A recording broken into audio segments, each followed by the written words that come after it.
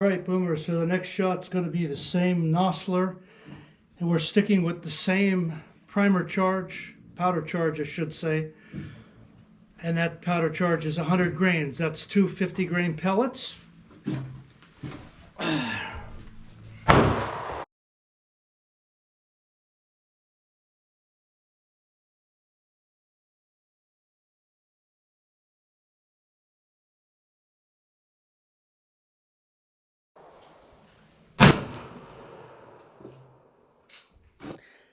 I'll be leaving for Maryland for the early October muzzleloader hunt for SIKA deer. Actually leaving tomorrow, and it's a 3-day hunt, Thursday, Friday, and Saturday, with a 2 deer limit. Looking forward to it, and that's why I'm doing this muzzleloading test. I think what we're going to do now is run the bore through, clean it again, and then we're going to try some white hots, just to see if we get any better performance on the second target. With the same bullets in the same order on the right-hand target, using the white hots. They're supposed to be a little cleaner burning. Alright, so we're going to go to the right target. We're going to start with the same sequence. We're going to use the big Federal bullet first, but this time we're using white hot instead of the other powder. We're still using 100 grains. That's two 50 grain cartridges. And here we go, the right hand target, 50 yards. Let's see how she shoots.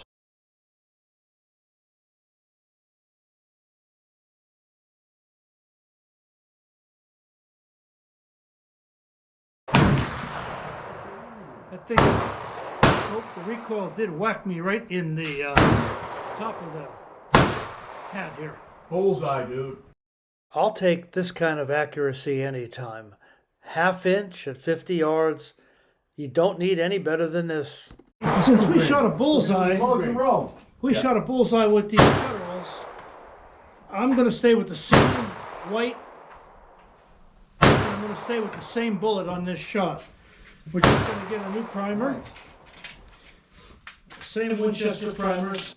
Everyone's making Winchester primers these days, or 209 primers. But the powder charge, interesting. Firestar by Hodgins and White Hots IMR. You can see the subtle difference in those Firestar. I'm not sure this was quite the 50 grain bullet that we shot that day. Primers.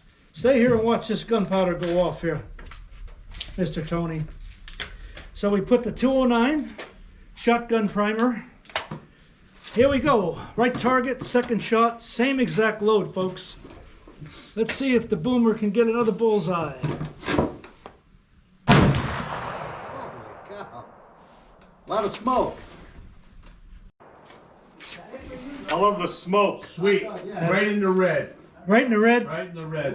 I think I'm going to go with the Noslers. Stay with that one. Thank you. Thank you so much, Rick. Appreciate it. What caliber is that? 50. Yeah, nice.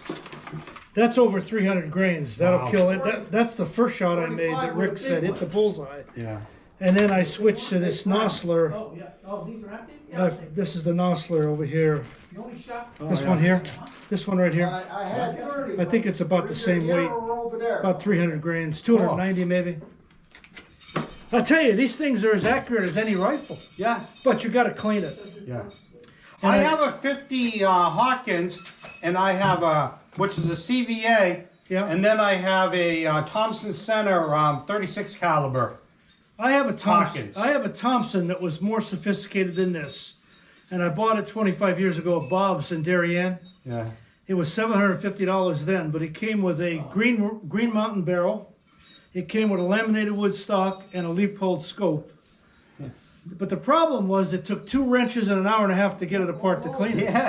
Yeah. Now you got these little breech plugs. Just take it off. You can just unscrew. What is that? CVA? CVA. Yeah. You got a... You know, they used to be called Connecticut Valley Arms. Yes. They're in Georgia now. So every year when I see them at the Great American Outdoor Show, I say, oh, I'm one of the guys that knows what CVA stands for. They don't change it to GVA. They just went from Connecticut Valley Arms to CVA. Yeah. And they're really Instead of caps, you're using primers. Wow, that's cool. 209 primers, yeah. Yeah.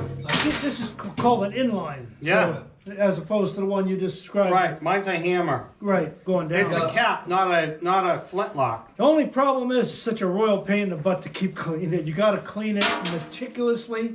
Everything has to be clean. So. I got a Thompson. All right, I'm calling it a day. Omega. So. Rick, thank you for your help. I appreciate it. Yeah, I shoot the Omega. You ever see one of them? Thompson Center Omega. I hardly ever use it except once a year if I go on a deer hunt or something, you know.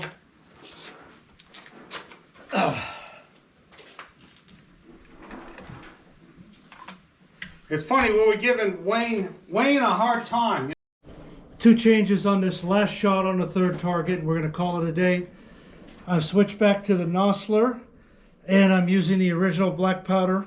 I forget the name of the fancy one, but it's a Pyrodex, and it's a pretty accurate cartridge. So we're going to try our last shot here. Make sure we get a primer in there. We do. And here she goes, the last shot of the day.